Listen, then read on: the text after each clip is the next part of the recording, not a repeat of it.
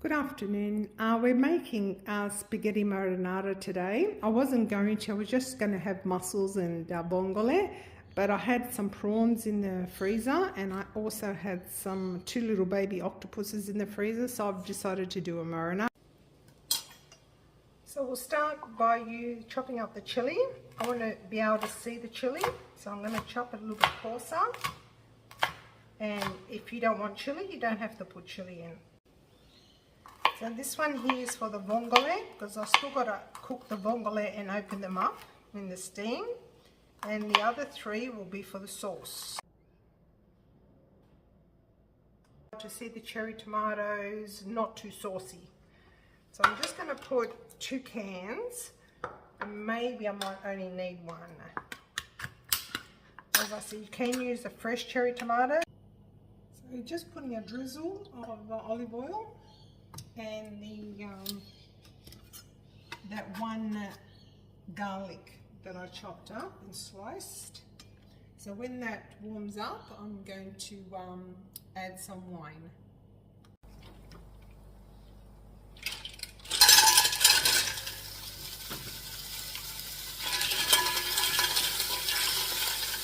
Just a pinch of salt.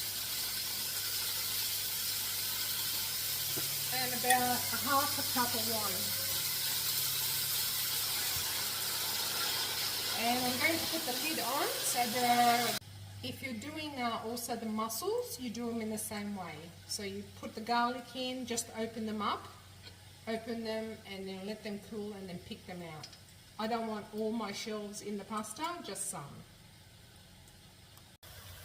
So they're all opened up now, so I'm just going to pick some out once they cool down. If you were doing the mussels, it'd be the same thing. So they're very easy to pick out. Once they cool down, they just open up like that. So I'm going to leave, so these are all the empty ones. That's all I got. That's what I was saying to you. It looks like a lot, but it's not. I'm going to leave some in the shell to put on top of the pasta so people know what they're eating. They say, oh right, there's vongole in there and there's mussels in there. Now I just wanted to show you, these are actually even nice to eat like that. They're unbelievable. You don't even have to do anything else to it. You can eat it like that with a bit of bread. Beautiful. So these ones here, see how they didn't open up? You need to discard them. I know there's 3 there and I wish I could open them, but I would suggest not open. If they don't open up, get rid of them.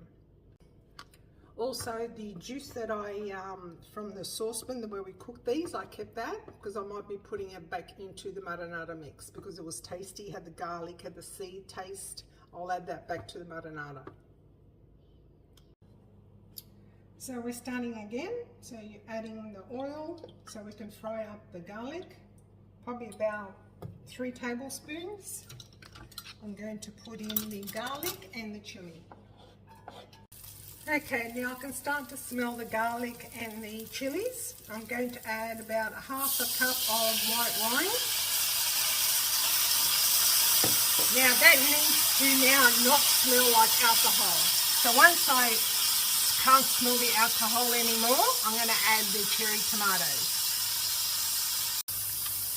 Okay, I can't smell the alcohol anymore. I'm going to add the cherry tomatoes. Now, I put 2 cans because we're doing it for 4 people, but I really don't want too much of the juice unless I really, really have to. As I said, this is not a marinara in a deep bedded heaps of red sauce. It's just the cherry tomatoes. I'm going to add a good knob of butter. It's about 2 teaspoons there. Don't worry about, like, I put the salt in and the butter, I know, but this will give it a nice glaze. Yeah, it's coming together like that with the butter. It's beautiful. And I'm not going to put any salt on the seafood, so this is good. That's got the salt and the butter. Just let that cook a little bit more. Okay, I am going to add about half a cup of that tomato that was in the tin. Just about half a cup. Because it's starting to dry out a bit and I need some juice there to cook the seafood in. So for me, marinara, the sauce should not be cooked like we would do a sauce for the pasta. Like you know how we cook the sauce for the pasta for like an hour and a half sometimes. This is a very sauce that still got that rawish taste. Okay, so I'm going to add now the juice from the vongole that was left over. It's probably about a half a cup of juice. All that goodness is going in there. Beautiful. Okay, now I'm going to add the seafood. So as I said, it's for 4 people. This is what I had in the freezer. So you can put as much as you want in there. Don't put the water in, just the prawn itself. I'm going to add also the 2 octopuses that I had, the baby octopus that I had. They won't take long to cook at all. Prawns I can flip. So as soon as these prawns are cooked, I'm going to add the mussels and the vongole, and the dish is ready. It doesn't take long at all to do a nice pasta marinara. If you're cooking it for too long, you're overcooking your seafood. I'm going to try the sauce, make sure it's got enough salt. I wish you could try it. It's absolutely amazing. Amazing. Okay, so the prawns are almost there. I'm going to add the mussels. You're probably asking me, oh, why did you buy the mussels without the shells? It's because it was cheaper to buy them frozen like this without the shell.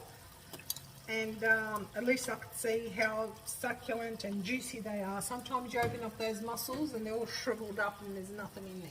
So this worked out way better. And I am going to put the vongole in. I'm going to put these in, all that juice that was there. Oh, this is starting to look very nice. Mussels are already cooked. You can tell by the colour, they're yellow, so they're cooked. So this is all going to need just a quick warm up and let it absorb all the flavour. And I'm just going to add these on top and put a lid over it for about 5 to 10 minutes. Beautiful. So this has been cooking for about 5 minutes, right? So in total, from the sauce to the seafood, it took me like 20 minutes. I'm going to add some parsley to it. I'm just going to wait for my pasta to cook, and I'm going to strain my pasta. I'm not going to put the pasta in here because I don't want any more juice. So I'm going to strain my pasta and then I'll mix it up. So I've put the pasta in with salt. Remember, the water needs to taste like the sea. And we're almost done. So this seafood pasta marinara, it doesn't have to be done also with the red sauce. You can just do it in bianco. So just you know how I did it with the garlic and the wine? You can just do it like that. It doesn't have to be done with the sauce. It can just be plain and it tastes great. So everyone makes the pasta marinara different. I feel that the pasta marinara, the sauce, doesn't need to be overcooked. Needs to taste a little bit on the raw side for me. Other people cook it for a long time. I don't. This egg pasta cooks really quick. If you want a quick pasta to cook, buy this, the egg pasta. Don't forget, don't put any oil in the pasta water. It's not necessary, and we're going to strain it now because the pasta's cooked. So the pasta is cooked. I'll see if I can move it over so you can see it. So I'm going to take some of the juice out just to give it a bit of colour first, and then I'll be putting the seafood on top. So just mix that up to give the pasta some colour.